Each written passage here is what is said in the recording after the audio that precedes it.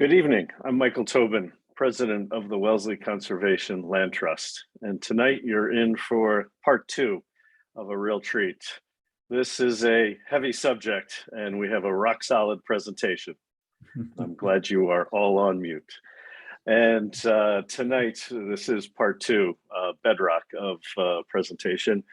I want to thank, as we get started, our co-host for the evening, the Wellesley Natural Resources Commission and the Wellesley Free Library, and thank them for helping to get the word out for this.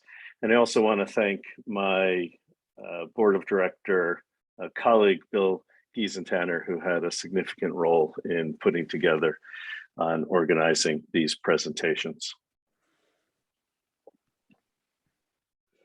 First, a little bit of background. The Wellesley Conservation Land Trust is a nonprofit land trust founded in 1958. We have 10 sanctuaries in town. We protect over 55 acres.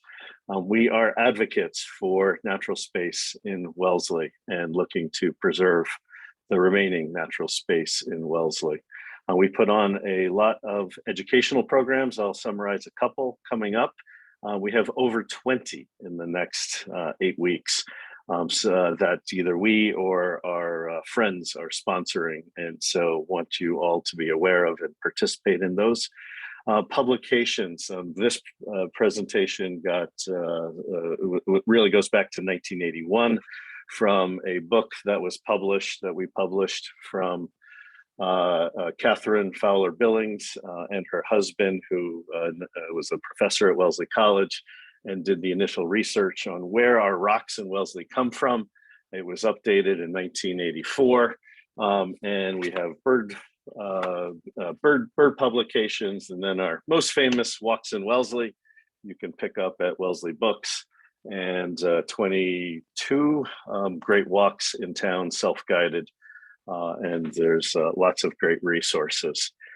We are funded by members and donations, no taxpayer dollars, just like Mass Audubon or trustees of the reservation. So we appreciate your support. And we do have, as I mentioned last week, one opening for a board of director, specifically looking for someone who may have a pickup truck or a chainsaw, or carries work gloves all the time in the car. So if any of those things interest you, please reach out to us. These are just some of the 20 activities that you'll find. We've now posted them to our website on the upcoming programs section. Please take a look, and there's plenty of walks by our friends at Wellesley Trails. We have open gardens coming up at Cronk's Rocky Woodland, and we invite everyone to participate.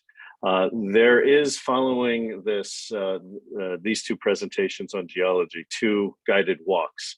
We will be, just as we do for the bird walks, opening that up to our members only first to sign up. And there's still time to sign up for membership. You can get information from our website, and then we'll open it up to the public from there. So we invite you to do that. Lots of activities coming up. Follow us on Facebook. Check out our website for all the latest information. This webinar is being recorded and will last about an hour. Question and answer session will follow the presentation. And since you are all on mute, please enter any questions during the presentation or at the end into the chat function at the bottom of your screen. And we'll hand them off to our panelists and presenters. And as we did just after the last presentation with a recording, we'll put some links into the chat as we go along. You can copy or link out to quickly. Otherwise, within a few days, we'll be sending a recording of this and putting it on our YouTube and to our website, and sending you all out links to this. This part one, if you missed it, was on surficial deposits, and really was fascinating. There was, I just kept going, oh wow, oh wow. Didn't know that. That's really cool. Throughout the presentation, I think you're going to find similar tonight as we go deeper into the ground and talk about bedrock. Our amateur geologists, Chris Crowley was a primary presenter last week. Chris is an amateur naturalist and 26-year resident of Wellesley, and used his COVID semi-confinement to research and photograph the 56 geological sites that were identified in this book back in 1961. And you can find this, by the way, we have a copy of PDF form on our website as well. And we'll be putting out the links for that. Elisa Fine as an MA in geography from the University of Colorado Boulder, two young boys who she hopes will grow up to be love rocks and the outdoors as much as she does. And Mike Donis is a graduate degree in earth science from MIT, is a trustee of the Boston Museum of Science, and having previously been a trustee of the Geological Society of America Foundation. And so with that, I am going to stop sharing here and turn this over to Elisa and then on to Mike. Thanks, Michael. I'm going to attempt to share my screen. One moment.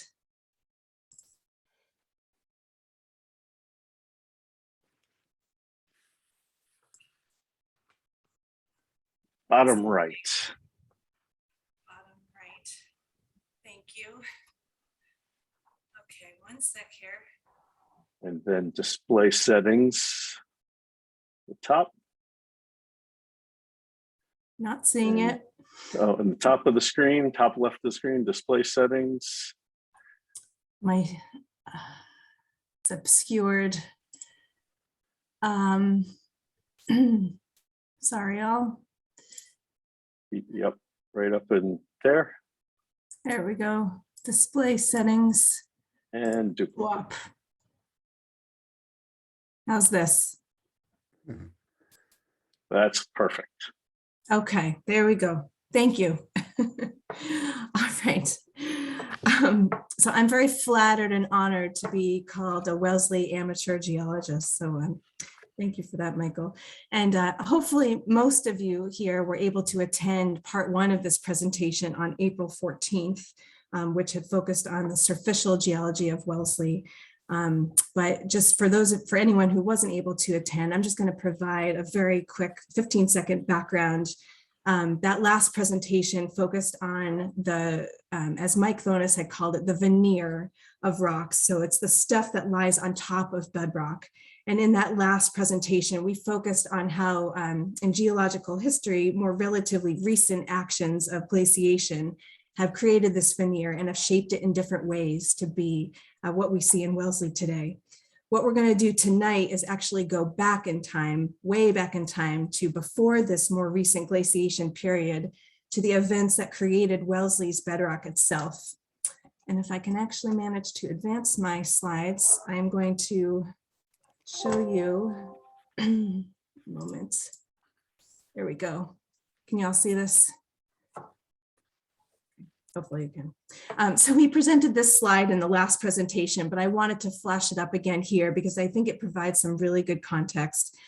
So this is the official geological timescale prepared by the Geological Society of America.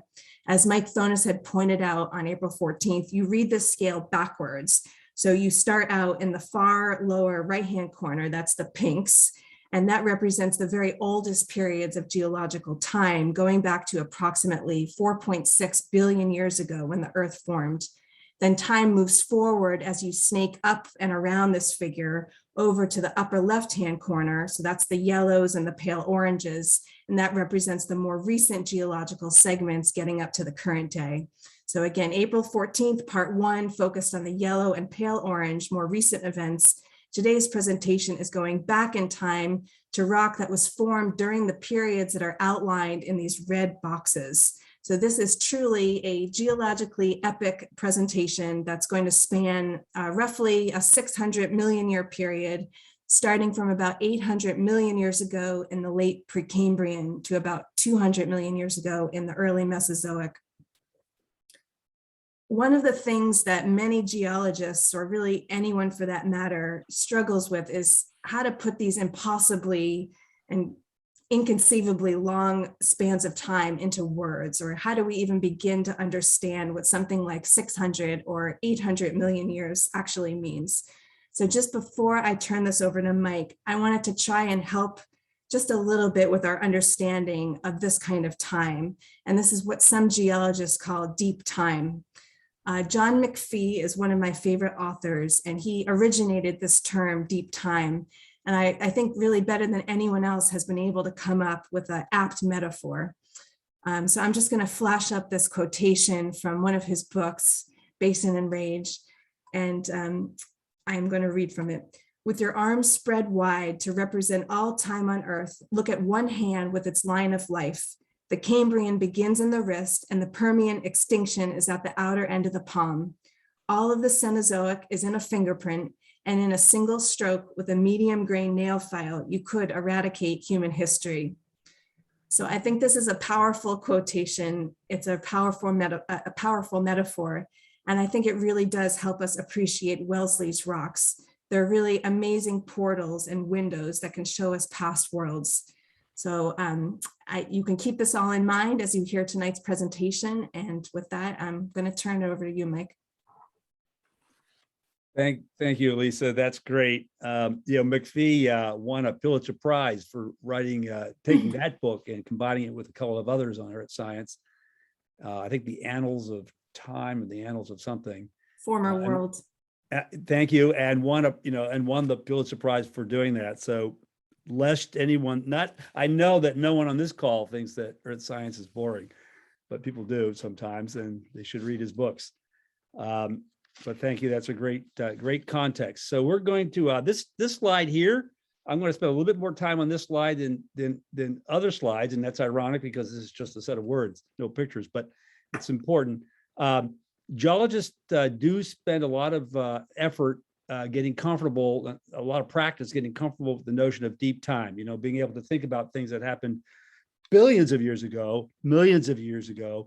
Sometimes it's just thousands of years ago, and being able to do that very quickly and easily. But there's another thing that that geologists do, and that is to think about ancient landscapes. And that's what I think I'm going to focus on here tonight, is to help you understand or help you visualize what all of this right here in Wellesley looked like back in time. And this is a bit of a spoiler alert, because we're going to dig in a little harder in a moment. But what this looked like right here where we live now looked like New Zealand today. If any of you have seen Lord of the Rings, it was filmed entirely in New Zealand. I remember one really great scene where a whole congregation of people, I guess the good guys, the good people, were marching across a plateau, a rugged rocky plateau at about, I think, 12,000 feet above sea level. It's a great scene, and that's what things looked like here. If you looked to the east toward Boston, you would have seen an enormous braided stream, and if you looked to the west, you would have seen mountains that were perhaps 10,000 to 15,000 feet high, with probably with glaciers coming down them, feeding that braided stream.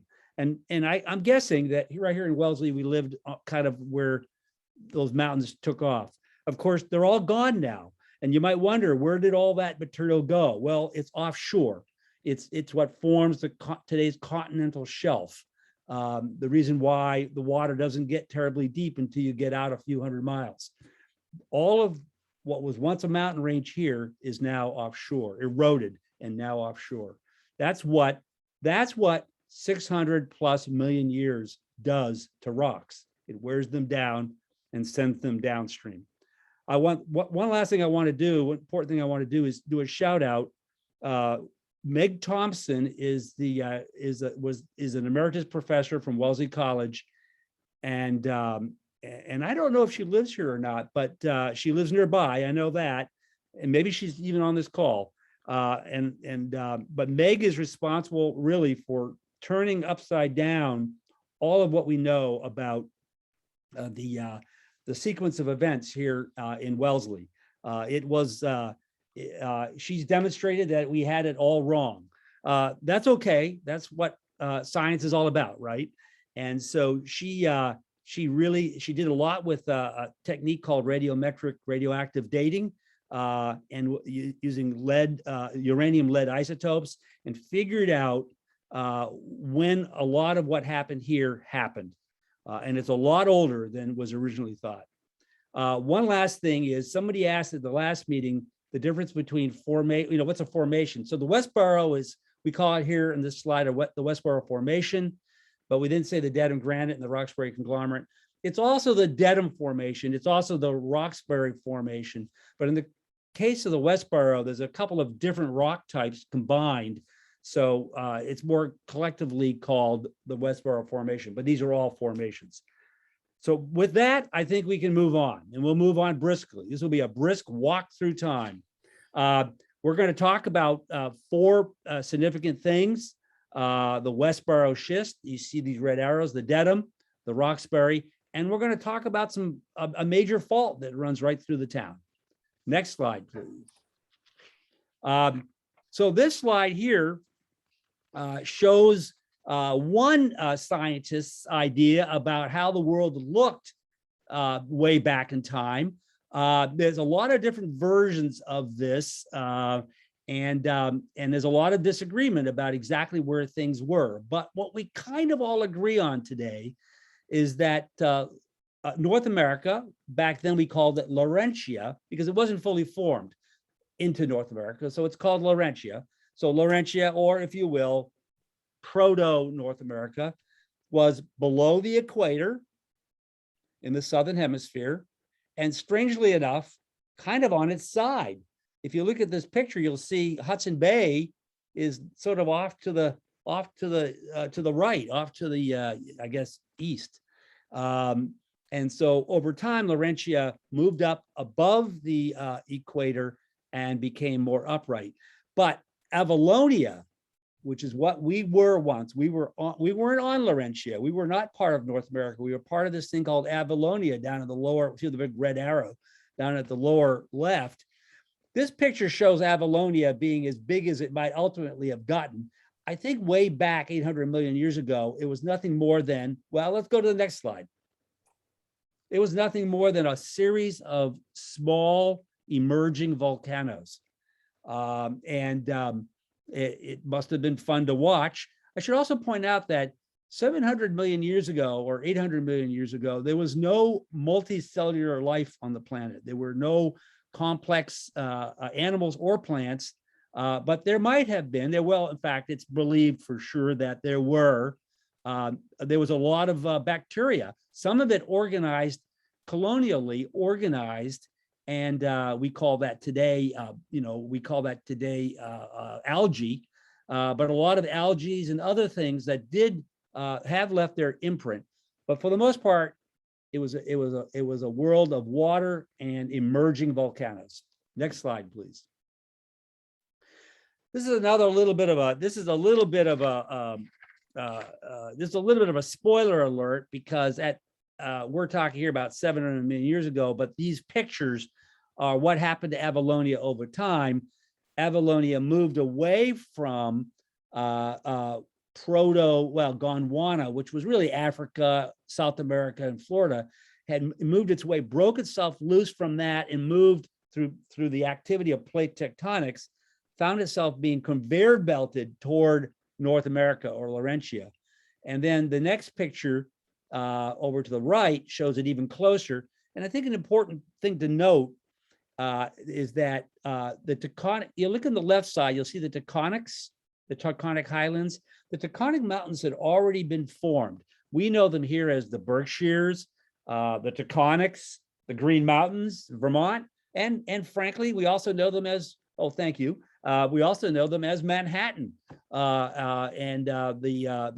If you've had a chance to be in Manhattan in Central Park, you're looking at a piece of the tectonics. It was already there when Avalonia was forming far, far away. And then Avalonia will make its way to, on the right-hand photo, you see that Avalonia does make its way all the way to where the tectonics were or are, and we're going to talk about what happens to Avalonia and what happens to the rocks or the sediments in between. Next slide, please. So the first thing is the Westboro Formation. Now, what happens at about 600, 700 to 600 million years ago, let's call it roughly 650 million years ago, a long time ago, we're still in the Precambrian. The Cambrian is when when complex multicellular life began for sure. There were some false starts in the Precambrian. And this part of the Precambrian is given its own label, which is the Neoproterozoic, meaning new life. And there were some false starts right here in the Boston area. But that's another story. Come on the field trips and we'll talk about it. Anyhow, 650 million years ago, one of these, all of these islands in this island arc, all of these nascent islands are starting to join together, and they are shedding black sand, black basalt sand, the kind of sand that you get from eroded volcanoes. And they're also shedding, there's also some granites, and granites shed white quartz beaches. So this is a picture of a black sand beach, but also think, the kinds of, like Cape Cod, the kind of white sand beaches that you see here in New England. Think Hampton Beach in New Hampshire, a white sand beach, but we also have black sand beaches. The black sand beaches later on consolidate into solid rock. That's a great process that explains a lot of what happens. They lithify. The sand beach gets buried. I one time visited a deep sand and gravel quarry, and the bottom layers were turning into rock. It's fluids in the soil work their way toward lithifying the sand into a solid sand called sandstone. And later on, if it's white sand, that becomes quartzite. Your countertops, very popular countertops are quartzite. Those are originally white sands that have lithified and metamorphosed into quartzite, a rock called quartzite. And if they're black sands, in the case of the Westboro, they turn into a rock called schist, specifically a rock called amphibolite schist, but they are dark in color. The Westboro has both of those. Next slide. So the Westboro schist is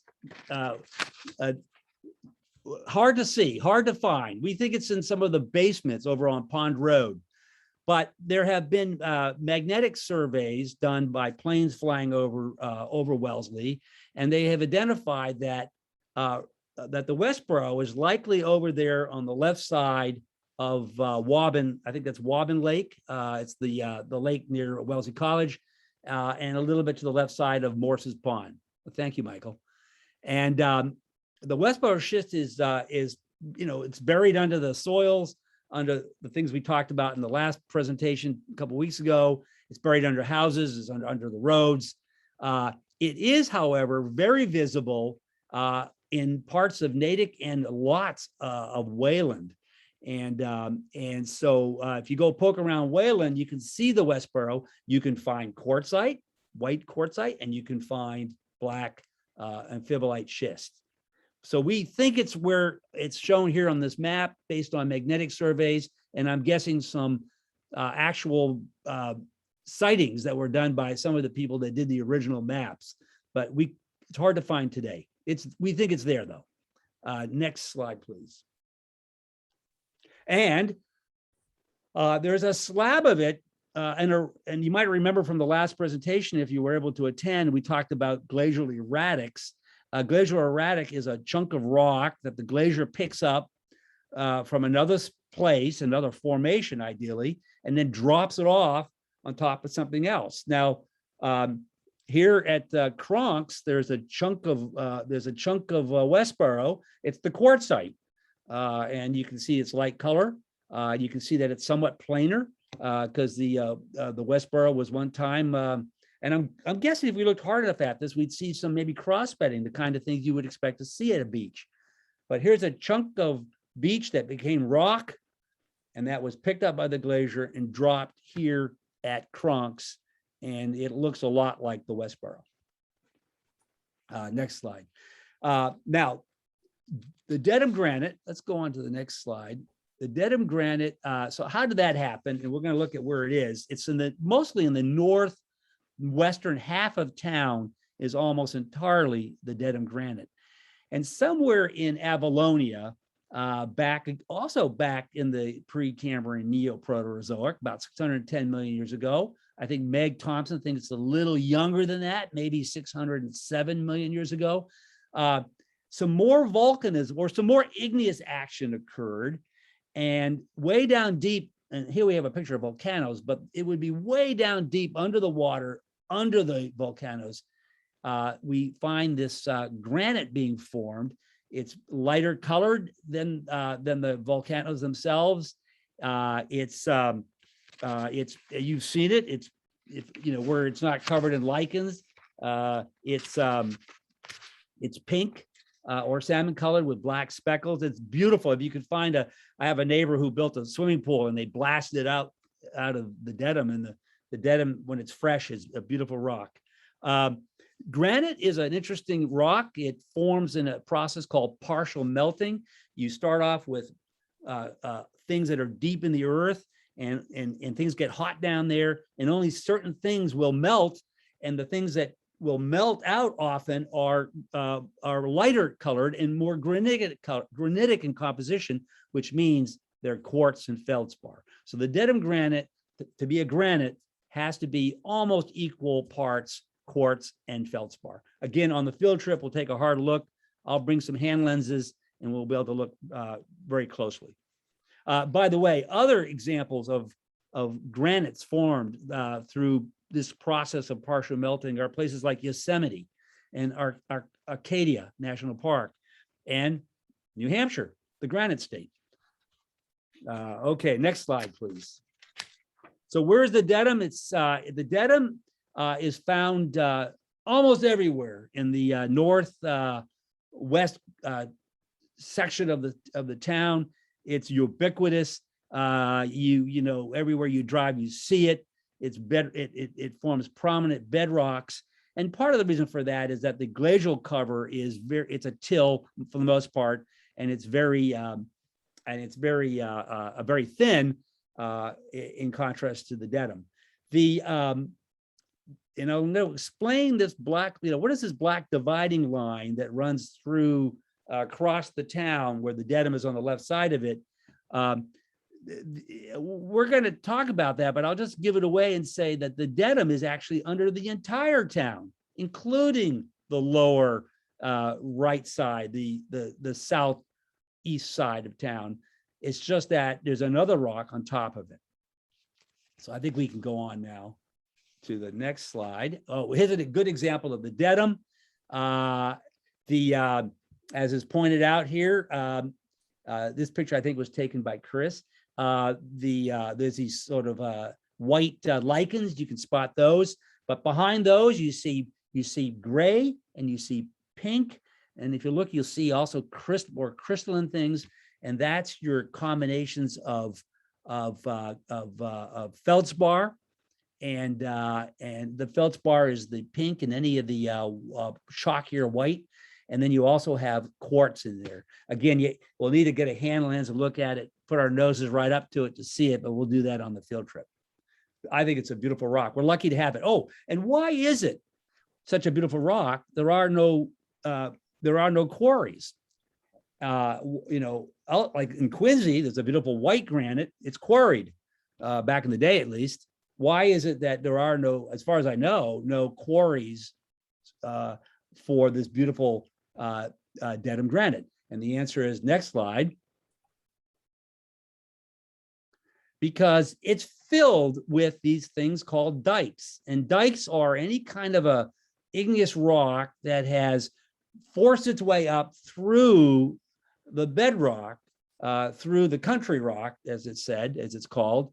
And here, and this is actually my yard, so I keep thinking about power washing it, but I can't do it. These mosses they mean too much to me. But you can kind of make out going up and down in the photo, and then going left and right in the photo. So yes, thank you, vertical in the photo, and then horizontal in the photo, that there's a kind of little bit of a depression in what is otherwise the Dedham granite. So the Dedham granite is most of what you're looking at, covered in moss and lichens, but there is a dike, there's a set of dikes that run across, and the Dedham is filled with dikes.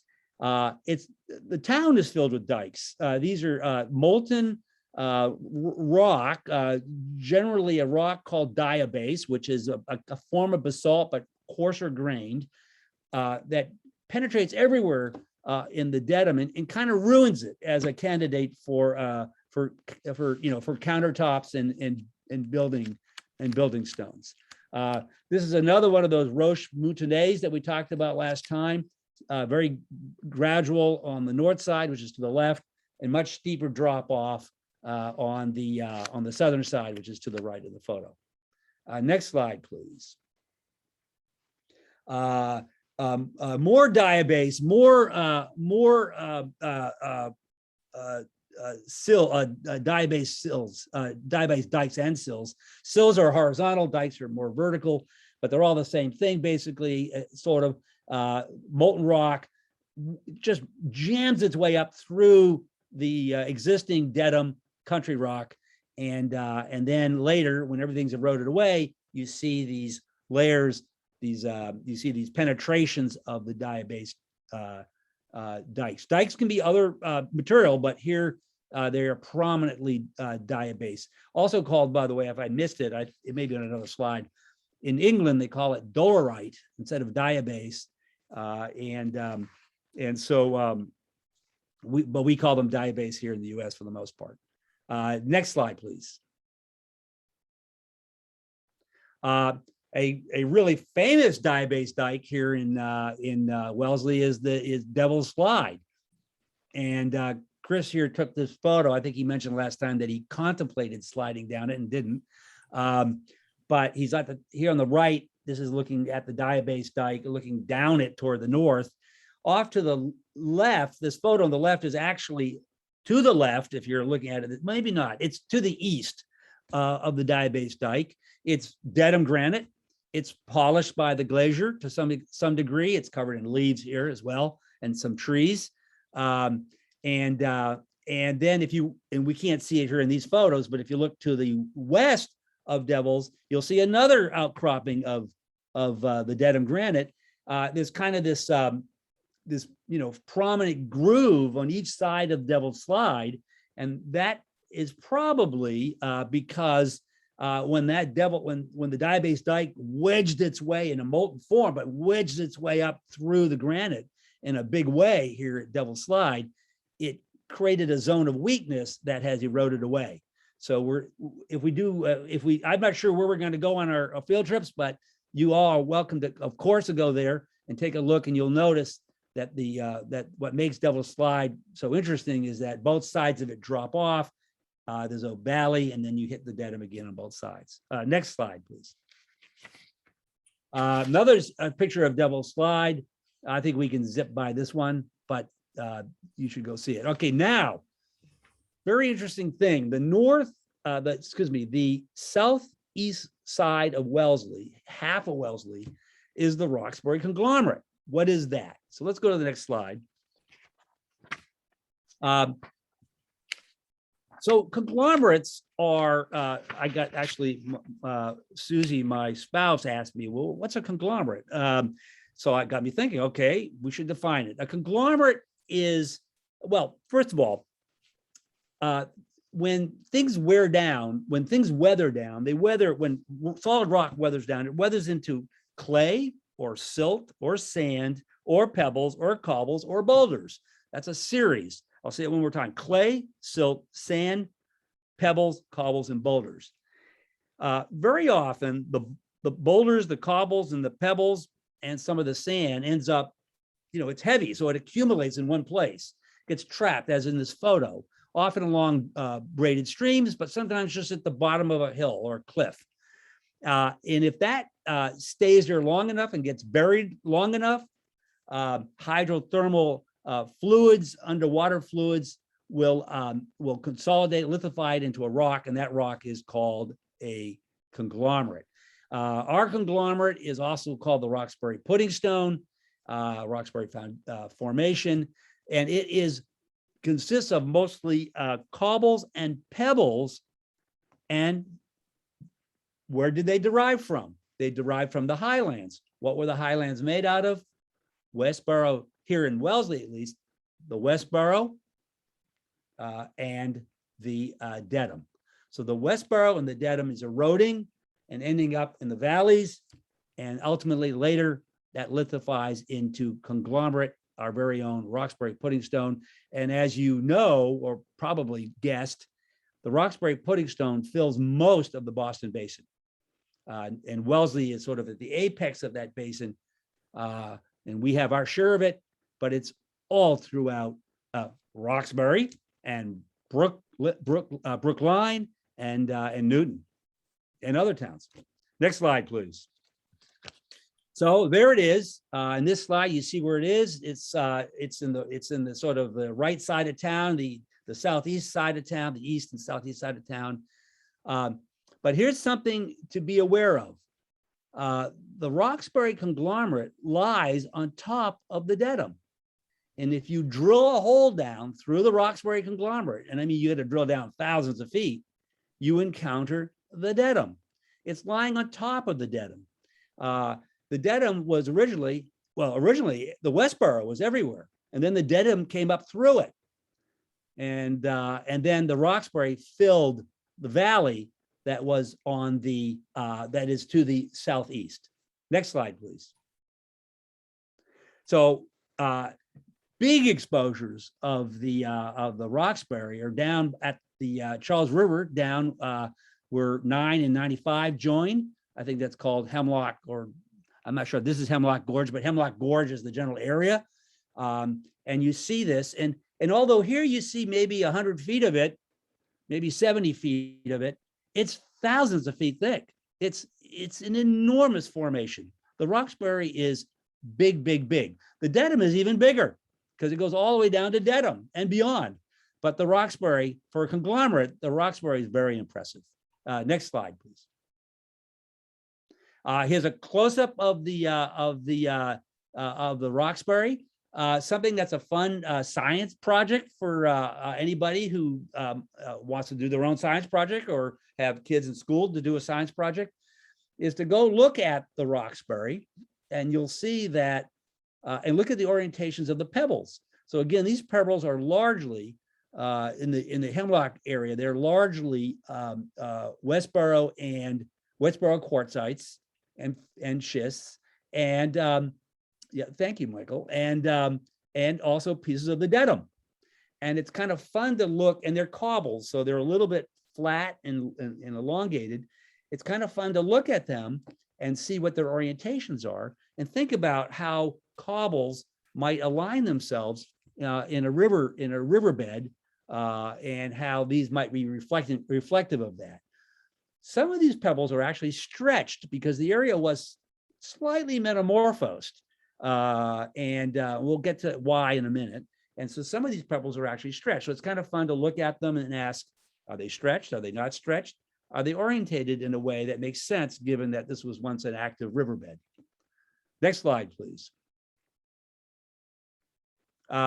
So we talk about these diabase intrusions, dikes and sills, and I said, earlier, they're everywhere, and they penetrate through the Roxbury as well. And so there's a great outcrop of this, example of this, down on the corner of Route 9 in that office park, which name is slipping me, but but down where Route 9 and 128 are, you can see a sill coming right up, and there's a very sharp contact between it and the Roxbury. And again, another fun science thing to try out is to go look at that and ask, did the dike, which was molten hot, 2,000 degrees Fahrenheit, did it melt any of the Roxbury as it came up through it, or did it more get through in a kind of shearing action? So what is the nature of that contact? The word for that is contact. Next slide, please. And these pictures were added as recently as this afternoon. And I'll just, these are examples of the Roxbury. They look quite different from each other. I think they're primarily from the Abbott Road area, Seaver Road area. Starting at the bottom right, there's just a good typical picture of the Roxbury. You can make out the geologists call them clasts, but you can make out the pebbles, the cobbles, and the grains that make up the conglomerate, all glued together, by the way, by things that were silica dioxide and maybe carbonates that were in the groundwater that were percolating through these rocks, gluing them together, and a little bit of metamorphism, which has pushed them together. But that's that bottom right-hand corner is a good example. But if you look at the example to the upper right, you can see a couple things. That the cobbles appear to be a little stretched, maybe, or maybe they're just oriented to that way. I'd have to go look at this, and I haven't seen this myself. But you can see that the overall rock outcrop has a fabric to it, which is geologists call that schistose, like the word schist, but planar geometry to it, maybe reflecting some of the processes of metamorphism and shearing that may have occurred in the region as what happens next, I'll show you in a couple of slides later, happened. And then we see that real metamorphism happening to the local metamorphism happening to the Roxbury, where you can see that the rock has got a lot of cleavage to it, a lot of schistosity to it, and it's even starting to show little folds, crenulations. This is a best example. You can see a lot of this over by the town recycling center on Great Plain Avenue, but this is actually one of the best photos I've ever seen of it. So I can't wait to actually, credit goes to Chris Crowley, who's on this call. I need to go over there and look at it. So thank you, Chris. Next slide, please. Okay, so as though it isn't enough just that form, first the Westboro and then the Dedham up through it, and then the Roxbury as a result of it all, but we get some mountain building and some faulting that result from it. Next slide, please. And why? Well, Avalonia, and I like this photo a little better because I think this is this picture here 500 million years ago. It's believed now that Avalonia was still pretty well near Africa and Amazonia, hadn't yet quite started making its way toward Laurentia, i.e. North America, but it does. And if it did still reside around Africa and South America back 500 million years ago, well, it made its way to Laurentia then very quickly. Next slide, please. So what is that process that brings it over there?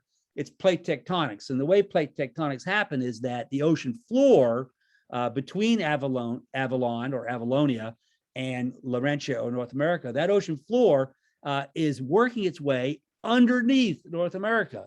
Amazingly enough, the ocean floor, which is, very thick, is not as thick as the continent, but thick, is actually through plate tectonics jamming its way underneath North America, forming volcanoes and here's the key. If you look to the right of the volcano, you'll see the word deformation, and you'll also see the words regional metamorphism. And the deformation part is what explains a lot of the fabrics that we see in the rocks that show deformation here in the Boston area and in Wellesley. And the regional metamorphism is where things like Mount Monadnock, Mount Wachusett, Mount Washington, even Mount Katahdin are all forming in the muds that were in between Avalon and North America. Basically, all of what happens between here and the western section of the state were muds that were crumpled, metamorphosed, turned into hard rocks, and in some cases form a backbone, a resistant, erosion-resistant backbone, which is Wachusett, Monadnock, Washington, et cetera. Next slide, please. Now, we have a fault that goes through the town. And you might remember that I said that Roxbury was on top of the Dedham. And now the fault is a mystery. We know there's a fault. We believe there's a fault. It's pretty evident in many ways. It's a little bit obscured. Faults tend to get eroded away. And that has certainly happened here in the town. If you go over to Wellesley Farms and you're in the parking lot there, you look one direction, you see the Dedham. You look behind you, you see what looks like a fault zone, which is right now occupied by glacial debris and streams that head down to the Charles. But if you go to Wellesley Hills, you see the granite right in front of you across the tracks. And if you turn around and walk just a few hundred feet or a few hundred yards up Abbott Road, you hit the Roxbury. Something's happened to separate the two. And what is believed to have happened is that the eastern and southeastern side of town has dropped relative to the northwest section of town where the Dedham is seen. Another way of saying it is the northwest section of town where the Dedham is seen has risen relative to the eastern and southeastern section of town. So the right-hand section, looking at the map, the right-hand section has fallen. The left-hand section has risen. The Dedham, therefore, which the Roxbury was on top of the Dedham and the Roxbury together have fallen. All you see today is the Roxbury, but underneath the Roxbury, there is the Dedham. Now, the fault is tricky. First of all, it's tricky in its name. It's sometimes called the Northern Border Fault. It's probably more often called just the border fault. Sometimes it's called the boundary fault. Sometimes it's called the basin fault, because everything to the right of that fault, to the east of that fault, forms the Boston Basin. And that fault goes all the way up to north of Boston. It goes up to, I don't know if it's Lynn or Swampscott or where it goes, someplace up there, but it goes all the way. And it very often forms highlands. So here in Wellesley, Wellesley Hills is Wellesley Hills for two reasons. We have rock highlands formed by the Dedham as you go up Cliff Road, and then we have lowlands that are occupied by drumlins, which we talked about a couple of weeks ago, and other glacial materials, including Glacial Lake Charles materials.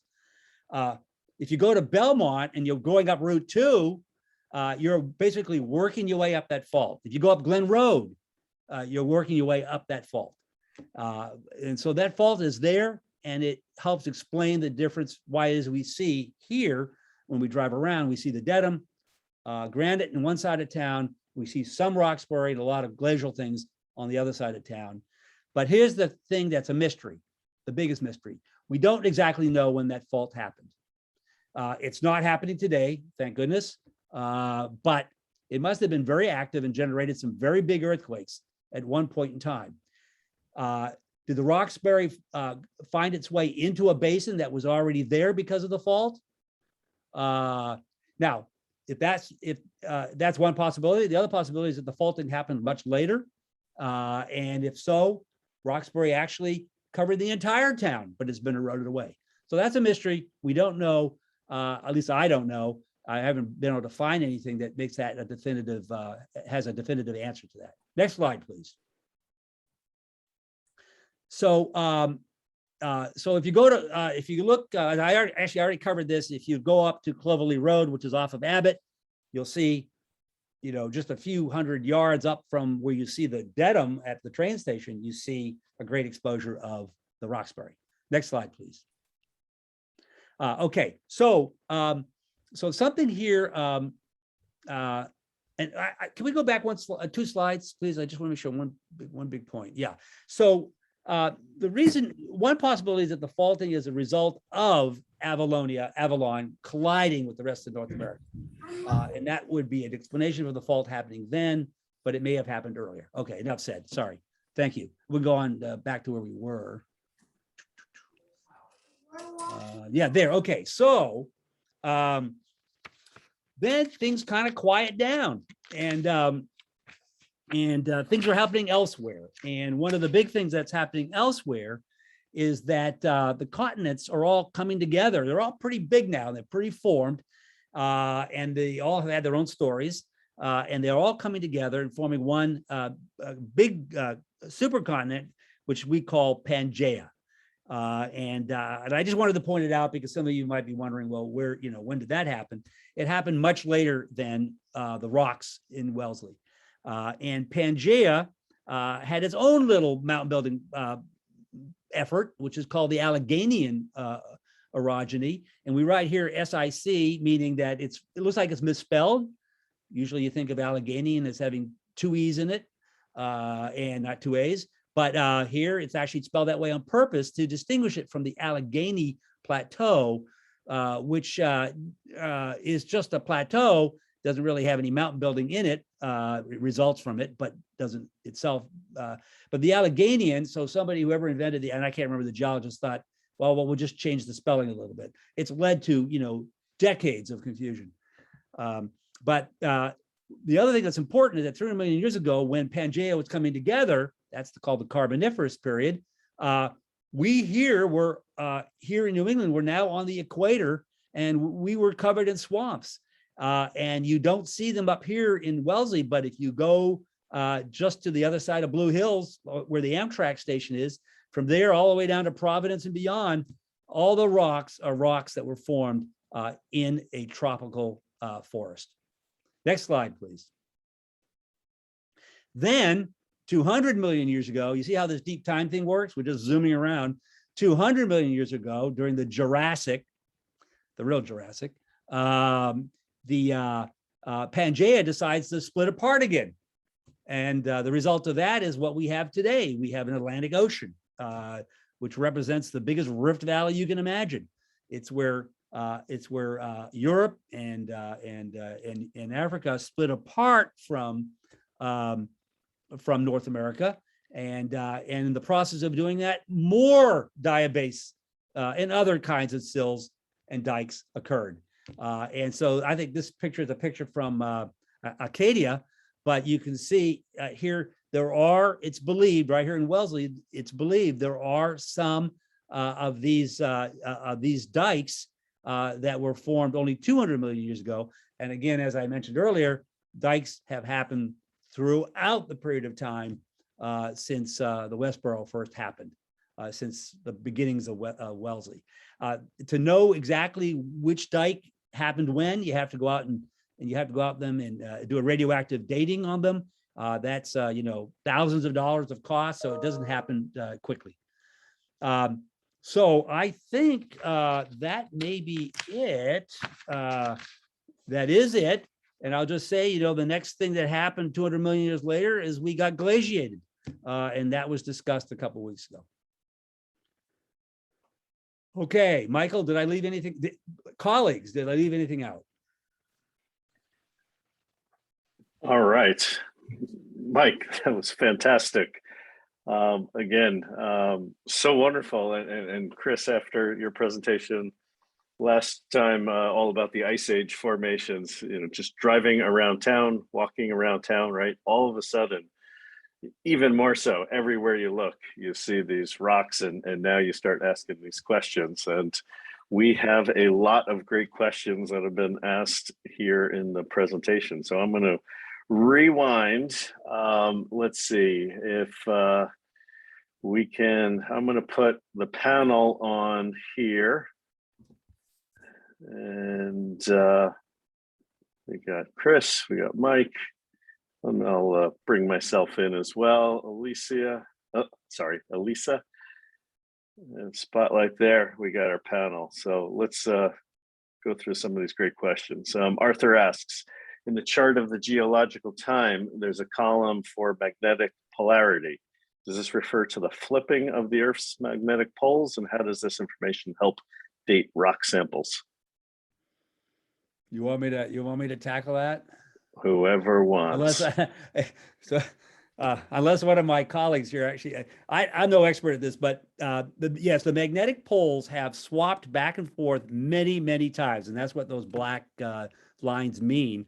And some of them you can see if you look up at the upper left-hand side. Some of them are like not that long ago, and it's a kind of a pretty freaky process. Not, again, like everything in earth science, not fully understood, but it has definitely happened. We know that it's happened because igneous rocks, particularly diabase dikes, for example, and basalts, things that are igneous, when they cool, they have iron in them, and the iron captures the magnetic pole, the magnetic orientation. So we can look at that, and if you do it systematically, you realize, oh my God! And yes, they're used to pinpoint dates in time, so that if you're looking, and I think they were used more back before radioactive dating was used more often. But they're part of the way in which we date things. But of course, you have to kind of sort out which line you're looking at. There's so many. It's very tricky. But yes, the answer is yes to that. Anne asks, why a relatively flat continental shelf rather than a sloping gradient? It is sloped. It's gradually sloped. Yeah. And then it plummets. I guess it's all relative. Fine silt. So I mentioned earlier, there's a spectrum of clasts, and it starts with clay and silt. And clay and silt, they'll just drift way out and deposit on the far end of the probably out in the ocean, in the deep ocean. The sand makes its way partway there. That process sort of spreads it out, which I think is why it's got a very gradual slope. There is a gradual, if you walk out, if you could walk, that if you walk off the beach anywhere in New England, that it gets deeper as you go, but it keeps doing that and becomes several hundred feet deep, and then just plummets when you finally reach the edge. And it's not particularly stable. There are often enough submarine landslides, and there are scars from that all the way up and down. And I know that on some Google products, you can see the topography offshore, and take a look at that. You'll see where the edges, and you'll see where these landslides have occurred. All right, Leanne asks, if Dedham granite is pinkish rose, why is rocky ledges gray? So actually, I bet one of my colleagues can answer that one. No, yes. No, okay. So so actually that's also led to some controversy. The Dedham is described as being anywhere from salmon pink to gray. It turns out that some geologists would prefer to call the gray a different thing. And I'm just drawing a blank on what, but it's not the Dedham. Other people say, no, it's all the same thing. If you go out to Yosemite and look at the granites there, they were molten and then solidified sequentially older as you go from west to east. So the most recent part of the, sequentially younger as you go from west to east. So the youngest part of the Yosemite is deep into Yosemite. And the rocks are different colors slightly. And it's because when the thing called partial melting happens, it's picking up whatever's down deep. And if it's picking up a lot of very light colored things, or if it's picking up a lot of pink feldspar, or the materials that make pink feldspar, you're going to get pink or salmon feldspar. It's very dependent on what rock materials are being melted to form this ultimate granite. I will say, when I started taking all these pictures a year or two ago, I was thinking that it must be weathering, but you can see it's a great time to be looking at rocks in Wellesley, because there's enough construction going on that you can actually see it, freshly exposed in all sorts of different places in town. And I would, go to one, and it would have remained gray, even though they just, dynamited it or jackhammered it the day before. And then you go somewhere else, and it's beautiful pink rock coming out, of all parts. The study of rocks is called petrology, which is interesting. It's something to do with oil, but petro, it means rock. And so if there's any petrologists on this call, I hope they'll put something into the chat room about it. I think, and I'm really getting out on a limb here, but I think that if it's plagioclase feldspar or potassium, I don't know, if it's got a specific chemistry, it's more pink. Otherwise, it's white. So it's that subtle. I hedged my answer there. I noticed. Yeah. Mark makes a comment. Similar granite that was quarried is found in Milford, the Milford pink. Ellie McLean says, we have a fantastic Dedham granite outcrop in our backyard on Hampshire Road. And a few blocks away on Sudbury Road, there's a dark rock that may be a very large diabase dike near rocky ledges, perhaps. Yes to all of that. I live in that area, so yes to all of that. Someday, if I can still, when I get around to it and it's still ambulating, I was thinking about trying to make a map of where all these dikes are, because my guess is that some of them continue for a long ways. It'd be kind of fun to do. Well, fun for me. I think people on this call will find it fun. We're self-selecting. I've heard that there's a twin deposit of Roxbury pudding stone somewhere on the coast of Africa that was at one time joined to the Wellesley deposit. Is this true? Could be. That's part of what makes it all controversial, because conglomerates, unless they have very unique things in them, kind of look similar from place to place. I actually have over here, you can't see it, but over here, I've got a chest here and it's filled with examples of conglomerates from all over the place, all over the world. Well, not the world, all over North America. And the only one that actually jumps out as very different is one from Alaska. But that's not because it's Alaska, it just happens to be so. They're otherwise kind of similar in appearance. And yes, so one of the theories is exactly that. But that alone isn't enough to prove that we come from Africa. There's other reasons, though. Collectively, it's a good story. Arthur asks, and I think you addressed this in later conversations and presentation, but I think it's worth going again because I kept having the same question.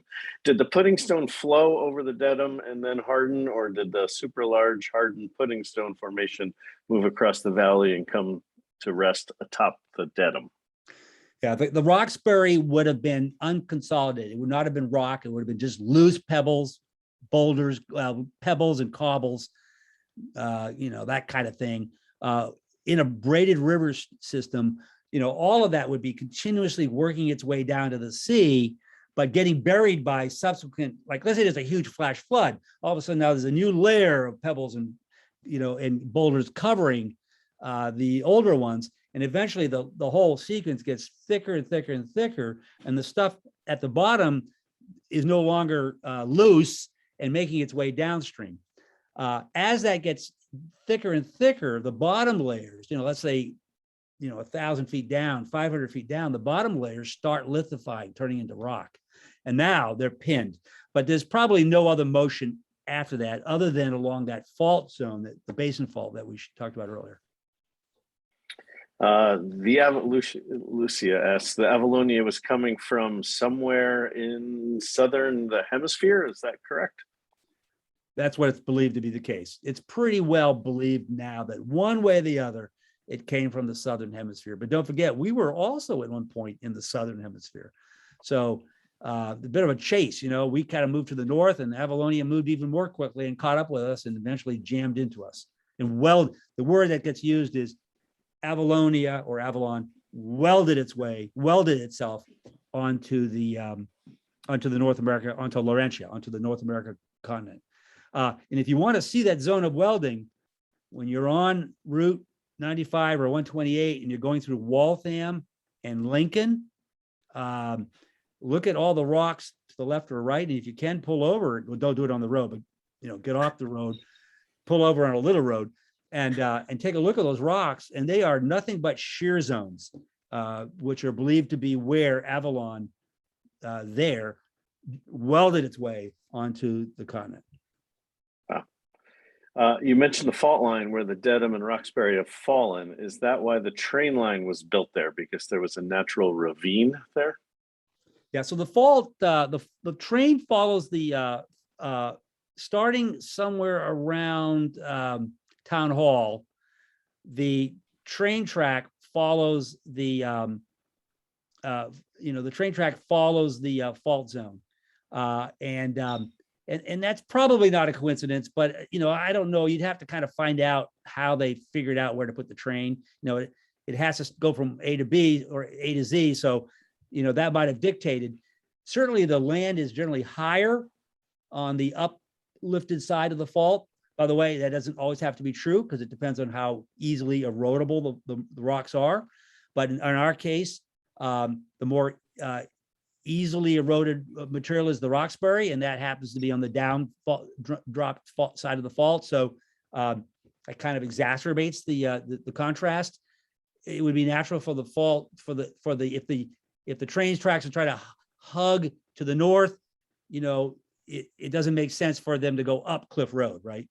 Now, when you get into Wellesley Square, you can see that the fault actually ends up going through Lake Waban. So it has, and the train tracks are between Lake Waban and and Morse's Pond. So there they diverge. So I think the answer is a little bit of both, a little bit of yes and a little bit of no. Lots of curiosity about the fault. Arthur asks, within the last year or two, there've been a few tremors in Wellesley. Are these associated with slippage along this northern border fault or some other shaking?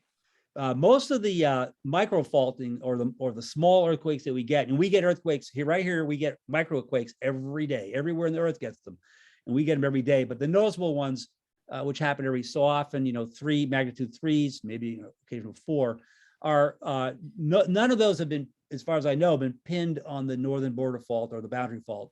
But what they are ascribed to is that, and you might remember the conversation a week or two ago, the glacier, when it melted away, there was about 1 mile or 2 miles thick of ice there that melted off.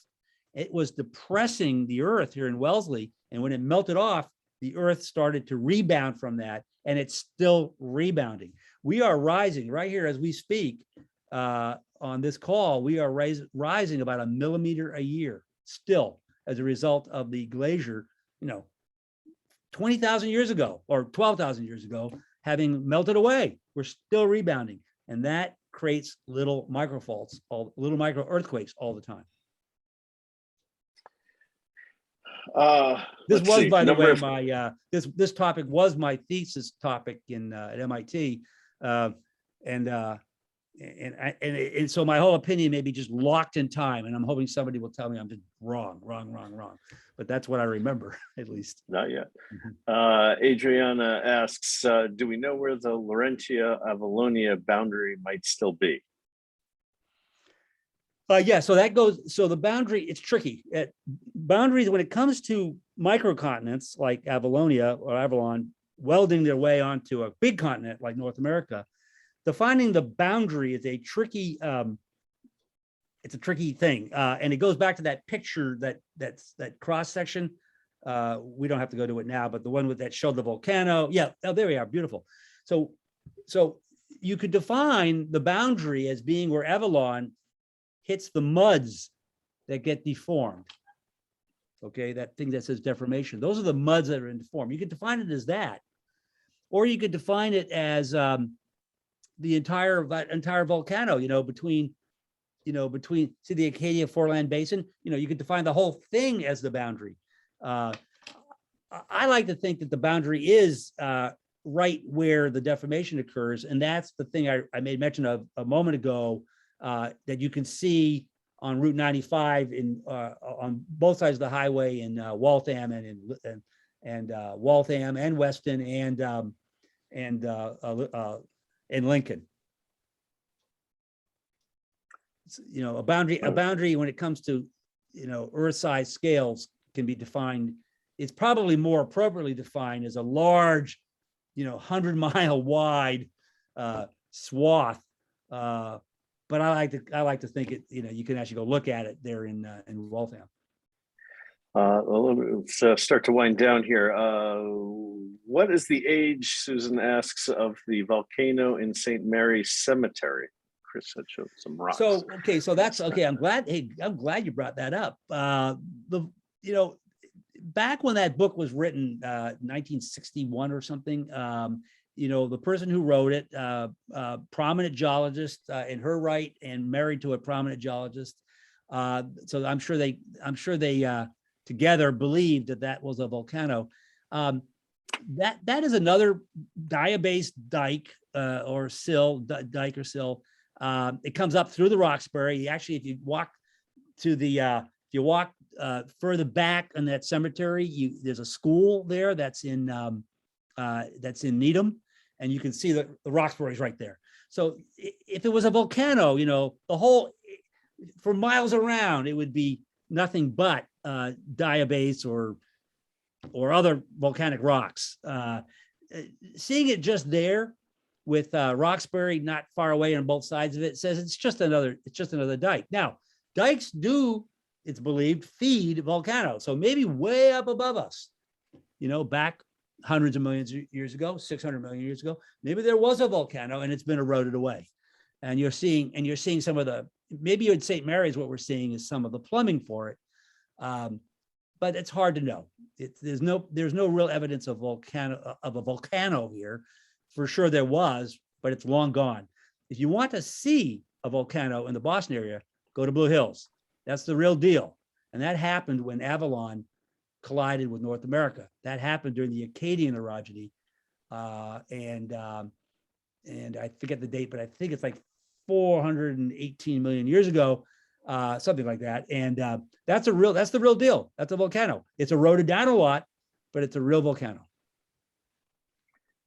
Fantastic. All right. There's a couple more questions. We'll hold it right there, though. What also did come up is we've got a couple more geologists actually who were attending today. So I knew it. We will reach out, Ellie and Rama, and I think this story will only continue. So I'm really excited about that. Started back in 1961 with the publishing of this book. So Mike, thank you so much. Chris and Elisa, we will take this back up. I'll put it back up there on Saturday, May 7th, 9:30. We're going to have our first guided walk.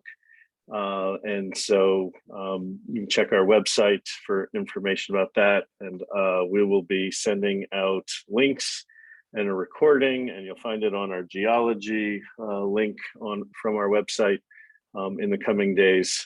Lots of activities coming up, and thank you for sharing all your knowledge and showing us really how fascinating a place that we live in, and lucky enough to live in here in Wellesley. Have a good night, everyone.